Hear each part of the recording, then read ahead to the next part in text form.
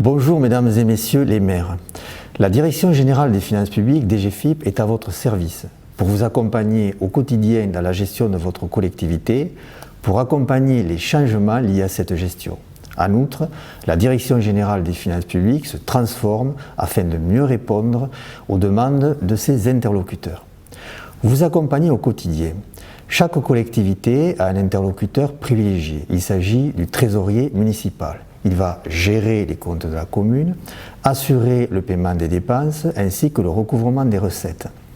Les échanges entre le trésorier municipal et la collectivité doivent se faire obligatoirement de façon dématérialisée. Si jamais votre commune n'a pas dématérialisé ces échanges, le comptable pourra vous aider. Le comptable est également là pour vous apporter du conseil tout au long de l'année. Il peut par exemple réaliser une analyse financière qui vous permettra d'avoir une vision sur les comptes de votre commune. La DGFiP accompagne les changements liés à la gestion de votre commune, la généralisation de l'offre de paiement en ligne. Depuis le 1er juillet 2020, toutes les communes encaissant annuellement plus de 50 000 € de produits locaux doivent être en mesure de proposer à leurs usagers un moyen de paiement en ligne. À compter de 2022, cette obligation est étendue à toutes les communes dépassant les 5 000 € de produits locaux. La DGFiP propose une offre qui s'appelle PayFiP et qui permet donc aux usagers de payer par carte bancaire ou par prélèvement 24 heures sur 24 et 7 jours sur 7. L'évolution de la comptabilité communale. À l'heure actuelle, les budgets sont présentés selon plusieurs nomenclatures. À compter de 2024, la M57 deviendra la nomenclature obligatoire pour toutes les collectivités.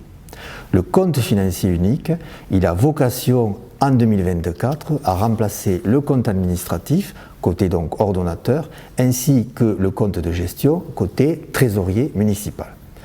La DGFiP se réforme afin de mieux répondre aux attentes de ses interlocuteurs. Pour les usagers, nous renforçons notre relation de proximité et notre offre de services. Ainsi, la présence de la DDFiP dans le Tarn-et-Garonne va passer de 18 communes à 32 communes au 1er janvier 2021. Dans tous ces accueils de proximité, l'usager pourra trouver une réponse à ses questions, même les plus complexes, sans qu'il ait besoin de se déplacer dans un autre guichet. En outre, c'est une offre qui peut s'adapter, c'est-à-dire que la fréquence et le nombre de communes concernées peuvent s'adapter en fonction de la demande des élus, ce qui a déjà été le cas depuis le 1er janvier 2020. Pour les élus, une offre de services renforcée, des cadres exclusivement affectés à la mission de conseil se déplaceront à votre demande ou se déplaceront spontanément. Enfin, la tenue des comptes, le recouvrement et la dépense, ces éléments vont être regroupés dans des services de gestion comptable et la collectivité conservera un interlocuteur unique pour cette gestion. Je vais conclure mon propos en vous parlant du développement du paiement de proximité. En effet, depuis le 28 juillet 2020, il est possible de payer les factures de cantine, crèche, hôpital, impôts, amendes auprès de certains buralistes.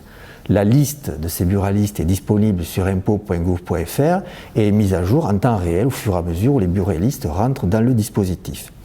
Bien évidemment, les régies municipales ne sont pas oubliées, elles vont continuer de pouvoir encaisser en espèces et un marché a été passé au niveau national entre la Direction Générale des Finances Publiques et la Banque Postale qui devrait se mettre en œuvre donc au premier semestre 2021 et qui permettra l'approvisionnement et le dégagement des espèces.